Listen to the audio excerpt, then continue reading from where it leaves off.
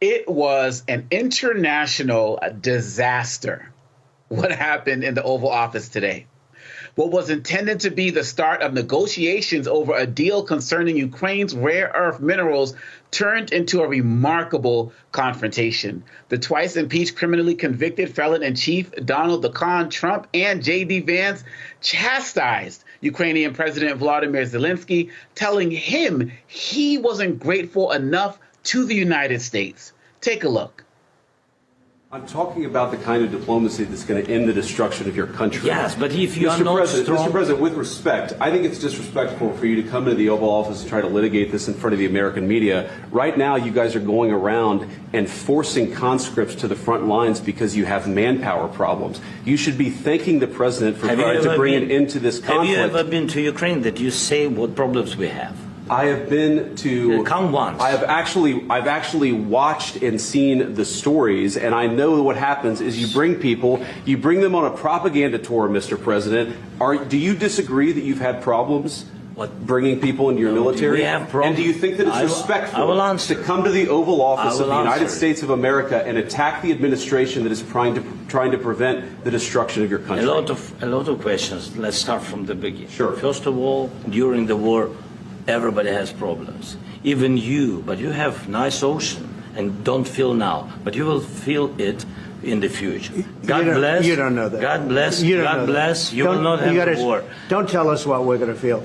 We're trying to solve a problem. Don't tell us what we're going to feel. I'm not telling you. Because you're in no position to dictate that. Remember this. You're in no position to dictate what we're going to feel.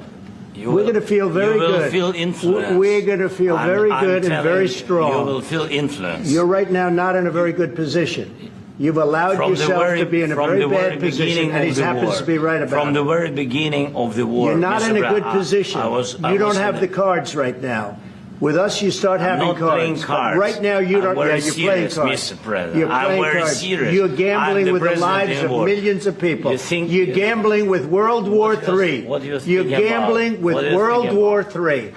And what you're doing is very disrespectful to the country, this country. That's back to you. Far more than a lot of people said they should have. Have you said thank you once? A lot of times. No, in this entire meeting, you said thank you. Even today. You went to Pennsylvania and campaigned for the opposition in October. Offer some words of appreciation for the United States of America and the president who's trying to save your country. Allison McManus, the Managing Director of National Security and International Policy at the Center for American Progress, joins me now to discuss how this could impact our position with other countries. Allison, thank you for joining us in the most academic way possible. My first question is, what the hell? I wish I could say it was a pleasure to be on the show. It's a pleasure to be speaking with you. But what a disgrace.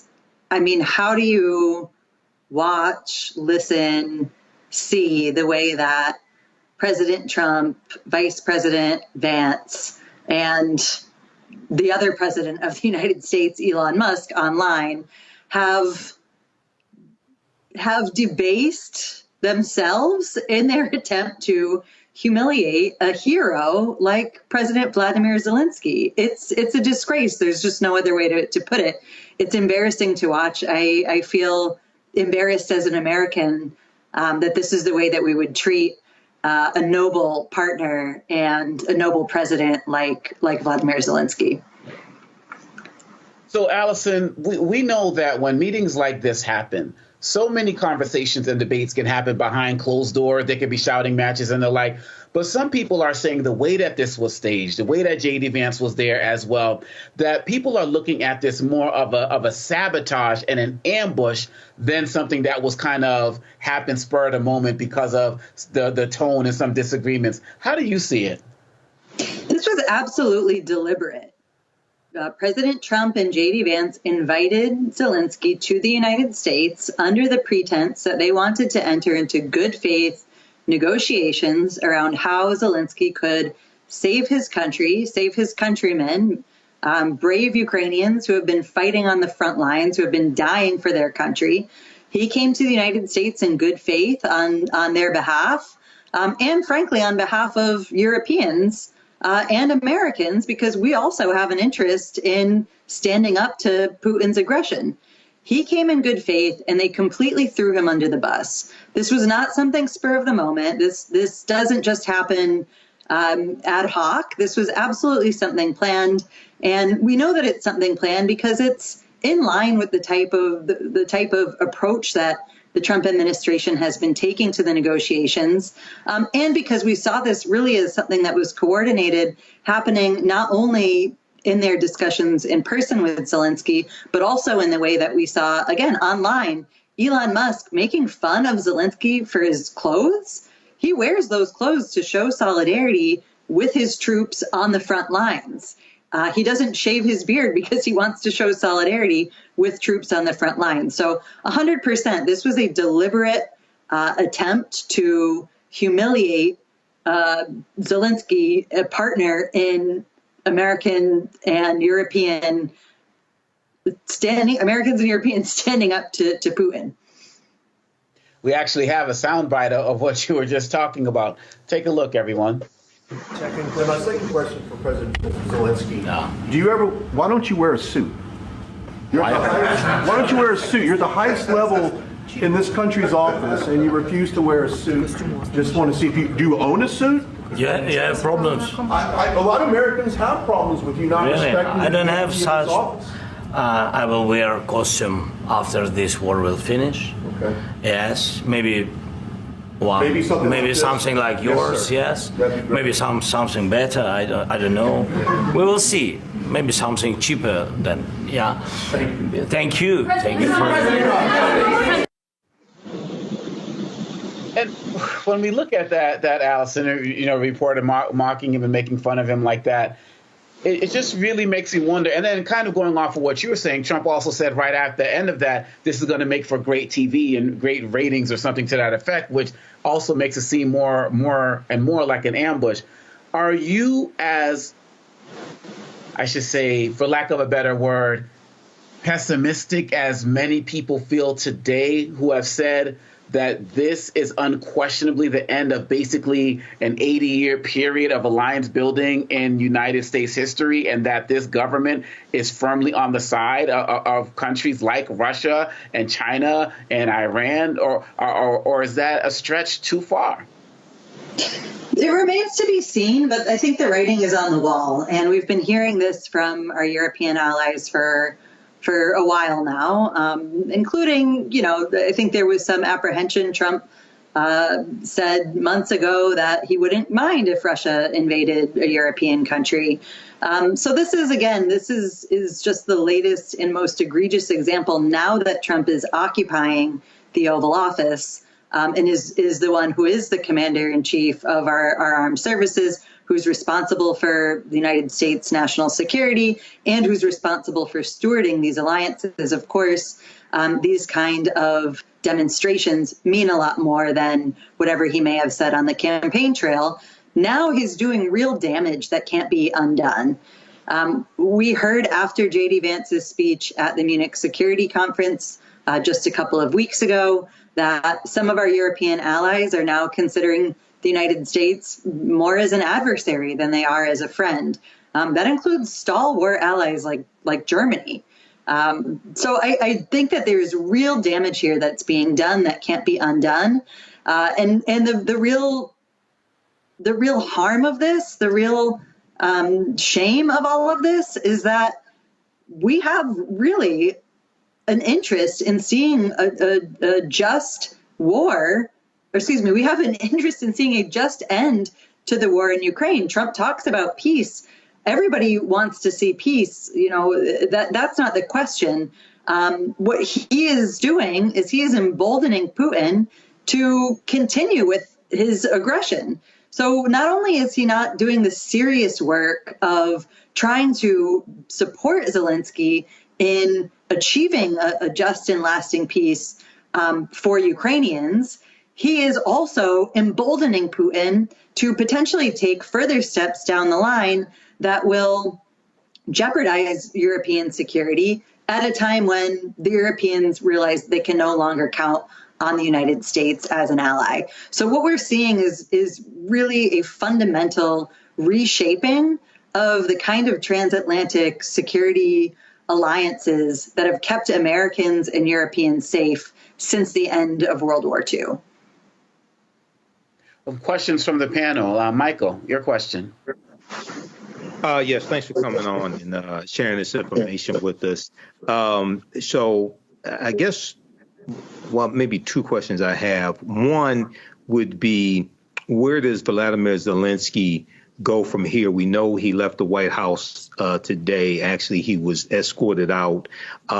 He wanted to continue meeting. He did not sign the planned agreement on providing the U.S. access to Ukraine's rare earth minerals. They were going to provide 50% to U.S. and Russia. So where does he go from here? And to me, this seems like a shakedown by a thug like Donald Trump as well as Vladimir Putin to get more out of Ukraine, but with no security agreement, with no agreement on any real protection that the U.S. will provide to Ukraine. That's exactly right. What the ultimate end goal was today for the Trump administration was to make Zelensky look weak, to try to discredit him so that he wouldn't be seen as a quote unquote credible interlocutor, to make, frankly, the American people think that this guy isn't a guy that the United States should be backing and supporting in peace negotiations. So he's trying to weaken Zelensky's position, which de facto strengthens Putin's position. Now, where does that leave Zelensky today?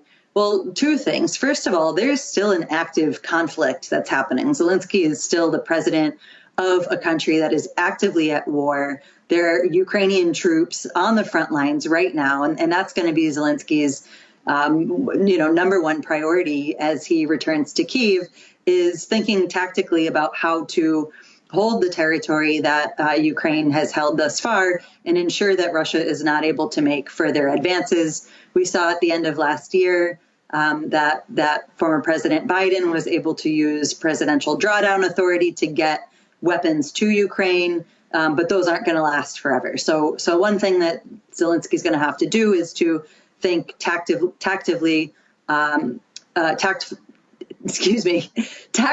about the battlefield to try to hold the line there. The second thing he's going to need to do is to regroup with European allies who are now also regrouping and trying to understand what it is that they're going to be able to provide Ukraine in terms of security guarantees or further economic support that it seems pretty decisive that they'll need to do now without the United States. Again, I don't think that this necessarily means that there won't be any hope for any kind of return to negotiations. Actually, I do think that we'll see continued discussion of negotiations, but it's very hard at this point to see how the Americans, how the Trump administration comes back to the table in any good faith way in support of Zelensky, or how Zelensky, frankly, would be able to trust the Trump administration after the spectacle that we saw today. So really, he's going to be looking to the Europeans. And that's an open question as to what tangibly the Europeans will be able to put together in terms of a security guarantee that can actually protect Ukraine's sovereignty, push back on Putin's aggression, and deliver security for Europe and, frankly, for the world. And Raven, your question? I mean, thank you so much for these insights. I'm particularly struck by what you named in terms of this almost like faux respectability position of, well, he's not wearing a suit and that's not respectable. Meanwhile, he's literally trying to protect his peoplehood from war. So that seems really trivial and kind of adds the disgrace that you're naming. My question for you is really about how this moment is going to impact how we're viewed as a country on the international stage moving forward. So how do you think this disgraceful movement is going to impact the way that we're viewed and also how we're treated on an international stage? Well, I think, as we said earlier, I mean, this is really placing the United States in the same camp as a country like Russia. It makes the United States look like we are not credible allies, one, that we can't be trusted, two, and three, like we are simply interested in transactional foreign policy that only, frankly, benefits the president and those around him. It's, I think, very clear to our allies, partners, and our adversaries around the world that Trump is interested in getting what's best for Trump. And I think we need to be reminded that Russia is still an adversary. Russia still has ballistic missiles pointed at U.S. cities. There's nothing Putin would like more than to see the United States weakened. So when Trump appeals to Putin directly, Trump is really only looking out for Trump and his interests. And I think that that's going to be clear to partners, allies, and adversaries all around the world. That's, as an American, I have to say that's a really scary thought. Matt, your question. Yeah, so Allison, I have multiple questions, but I probably won't ask them as artfully as Michael. I'm not as smart, so bear with me. But my three questions are this. The first question is, as it relates to the rare minerals agreement, is it customary for a country to exchange, security for something like the rare minerals that are available in the country? That to me seems to be morally reprehensible, but I don't know international law, and I don't know if that's a customary thing in geopolitics. But first, if you could just shed some light on if that's normal or if that's Trump trying to, create a deal, number one. Number two, how do you think this affects Germany and its rising conservatism there? I'm very concerned about what's happening there, and I'd like your insight on how those two things may be working in tandem. And finally, what is your thought on the effect it may have on our relationship with China and any other kind of brazen adversaries, and what we can expect to come from this? So on the first question regarding, whether or not this is customary to see this kind of trade-off, it's hard to tell because we never really got to see what the details of this deal would be. If this were about creating certain investment funds or, really what was supposed to happen today was that they were going to talk about what that deal actually meant. And I think the way that Trump wanted to portray this and actually that we've even seen some, conservative funded media that's going, is that like this was Trump coming in and he's going to take the critical minerals and that's going to be that. But, we never actually really got to see what that deal would look like. So it's really hard to say, whether that would have been hypothetically a good or bad deal for the Ukrainians. Whether or not that was all a ruse, again, to just try to bring Zelensky to the White House to humiliate him, I can't say. But ultimately, we never really got to see the details. With regard to Germany, really, concerning trends in the way that the Trump administration, J.D. Vance and others have been, and Elon Musk very publicly on social media have been supporting the far-right AfD party. But we shouldn't forget that Germany is still going to be driven by the interests of those that are in the center, in the CDU. And so I think that we'll still see a Germany that's very keen to support Ukraine.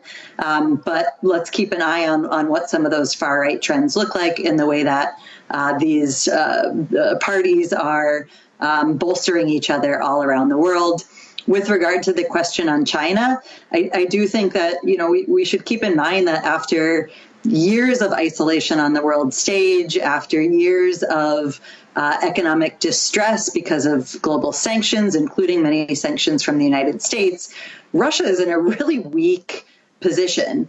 And the fact that the Trump administration is giving Putin this lifeline, I think that a country like China is going to watch very closely. Obviously, Russia and China are very different in terms of how they're carrying out global ambitions. China has not necessarily had the same kind of imperialistic aggression that we've seen from Russia, but it is still challenging and competing with the United States militarily.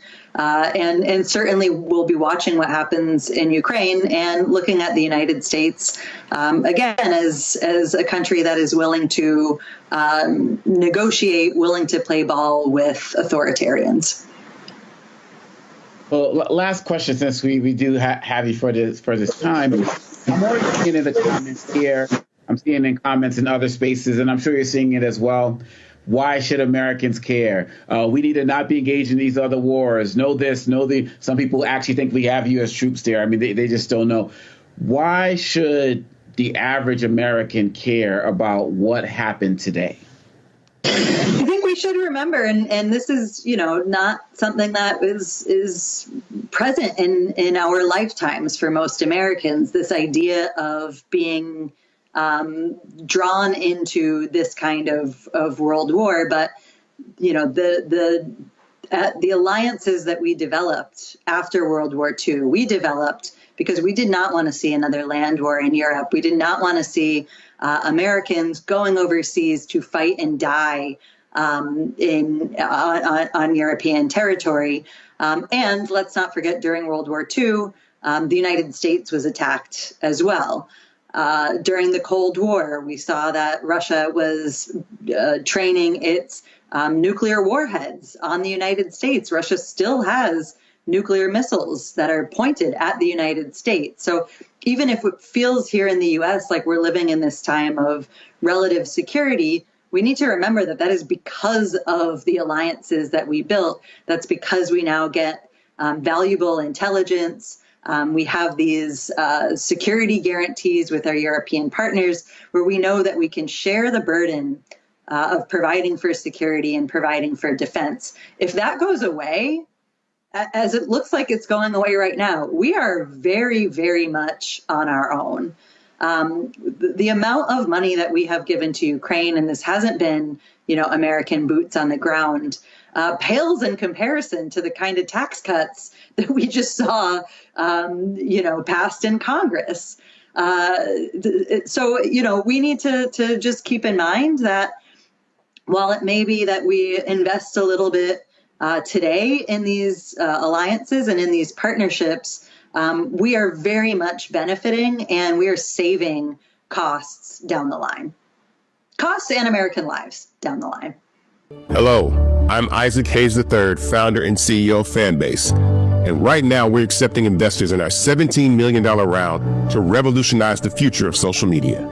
Today, for just $399, you can own 60 shares of stock in Fanbase at $6.65 a share. Go to startengine.com/fanbase and invest today. While the big platforms have grown too massive and disconnected from their users, Fanbase is building a platform where creators and users truly come first. We've already raised $4.8 million from everyday investors who believe in this vision, and now you can join them. This is your chance to invest in a social media tech company with over 1 million users that is disrupting media by allowing anyone to reach all of their following and monetize their content from day one. The market is changing, big platforms are failing to serve their users, and Fanbase is stepping up to fill the gap. Don't wait until it's too late. Invest now. Invest for yourself and your future.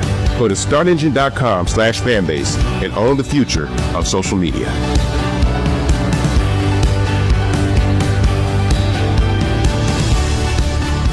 Duck Walk by Ariel Williams. Henrietta Wilkins rushes to church one Sunday morning, accidentally leaving her gate open.